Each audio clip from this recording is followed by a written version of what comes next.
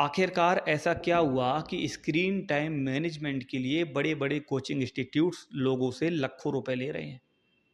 आपको जानकर बड़ी हैरानी होगी कि पूरी दुनिया में स्क्रीन टाइम मैनेजमेंट के लिए बहुत से कोर्सेस आ चुके हैं, बहुत सी ऐसी चीज़ें हैं, ऐसे इंस्टीट्यूट चल रहे हैं जो आपसे चार्ज करते हैं कि आपको स्क्रीन टाइम मैनेज कैसे करना है।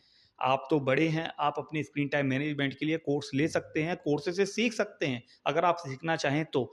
लेकिन उनका क्या, जो छोटे-छोटे बच्चे हैं, अगर आपके भी छोटे बच्चे हैं तो स्क्रीन टाइम मैनेजमेंट कैसे करेंगे? इंडिया में तो इसके लिए कोई रूल्स नहीं है, बच्चों के लिए कोई रेगुलेशंस नहीं है। बच्चों की हेल्थ से अपने देश में कोई ऐसा सिस्टम नहीं है जो बच्चों की हेल्थ के साथ में ये हेल्थ को इम्प्रूवमेंट करने की दिशा में काम करे। लेकिन दूसरी कंट्री में ऐसा है। स्क्रीन टाइम मैनेजमेंट को लेकर के जो कोर्स है उनमें ये सिखाया जाता है कि आप स्क्रीन को टाइम को मैनेज कैसे कर सकते हैं, बच्चों के साथ आप कैसे बिहेव कर सकते हैं स्क्रीन टाइम में, किन-किन चीज़ों का ख्याल रखा जाता है। कुछ ऐसे टिप्स जो वहाँ पे फॉलो करके लाखों रुपए में लोगों को, पेरेंट्स को सिखाया जाता है और पेरेंट्स उनके लिए 2 घंटे रोज़, 1 घंटे रोज़ निकालते हैं ट्रेनिंग्स के लिए। मैं आपको ऐसे 5 टिप्स बताने वाला हूँ। ये 5 टिप्स हैं जिनमें में से सबसे पहला नंबर का टिप्स है, अगर आपका बेबी है, किड्स है, तो सबसे बड़ी बात कि आप उसके पेरेंट्स हैं, आपको कम से कम मोबाइल चलाना चाहिए। और जब आप कम से कम मोबाइल चलाएँगे बेबी के सामने, तो आपका जो बेबी होगा, वो बेबी आपको देख करके ये प्रेडिक्ट करेगा कि मेरे जो मदर फादर है वो मोबाइल को कम चला रहे हैं, इसका मतलब कि हमें भी कम चलाना चाहिए। कहीं न कहीं उसके दिमाग में ये सिग्नल जाएगा। दूसरा, अगर आपका बेबी मोबाइल ज़्यादा चलाता भी है या आपका बच्चा ज़्यादा मोबाइल चलाता भी है, तो आप उसको ऐसा कह सकते हो कि बेटा 20 मिनट्स के बाद में 5 मिनट्स का एक ब्रेक लेना होता है। इससे हमारे जो हेल्थ सेल्स हैं वो डेवलप होती हैं। मतलब बच्चे को आपको सिखाना पड़ेगा कि ब्रेक लेना क्यों ज़रूरी है।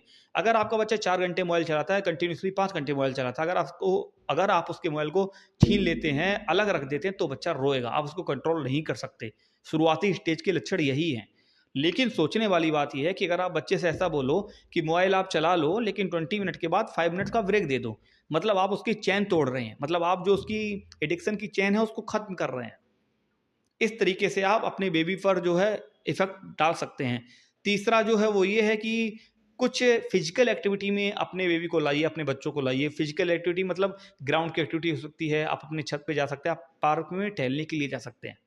चौथा, अगर आपको पैरेंटल कंट्रोल ऐप्स चाहिए है तो आप हमें कमेंट में लिखिए, हम आपको पैरेंटल कंट्रोल ऐप्स का लिंक भेज देंगे।